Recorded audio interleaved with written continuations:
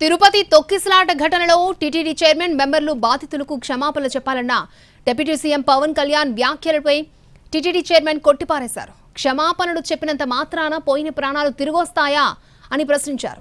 ఎవరో చెప్పారని క్షమాపణ ఎందుకు చెప్తామన్నారు. తిరుపతి తొక్కిసలాట ఘటనలో తప్పిదం జరిగిందని, ఇలాంటి ఘటనలు పునరావృతం కాకుండా చూస్తామన్నారు టీటీడీ చైర్మన్.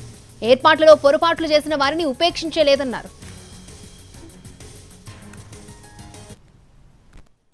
ఎవరైతే చనిపోయారో వాళ్ళ కుటుంబంలో ఒకరికి ఈ కాంట్రాక్ట్ జాబ్ కూడా ఇవ్వాలని ముఖ్యమంత్రి తీసుకున్నారు నిర్ణయం.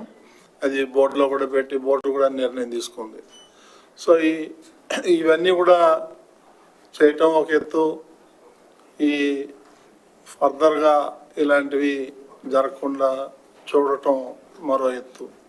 కాబట్టి దీన్ని బోర్డు కూడా తీవ్రంగా సంతాపం తెలియజేసింది. ఇదంతా ప్రజలందరూ కూడా ఇది గమనించాలని కోరుతున్నాం. ఎందుకంటే ఎవరో ఒకళ్ళిద్దరి యాక్సిడెంటల్గా చేసిన తప్పే తప్ప వాళ్ళు కూడా కావాలని చేశారా అనేది రిపోర్ట్లో వస్తుంది. దానికి అనుగుణంగానే మనం చర్యలు తీసుకోవటం జరుగుతుంది. ఎవరిని ఉపేక్షించే ప్రసక్తే లేదు. ఇది ఈరోజు తీసుకున్నటువంటి ఎమర్జెన్సీ మీటింగ్లో ఈ నిర్ణయాలు తీసుకోవడం జరిగింది. అంటే ఘటన జరిగినప్పుడు అక్కడ స్పాట్ లో ప్రధానంగా నిర్లక్ష్యం ఎక్కువగా ఉంది.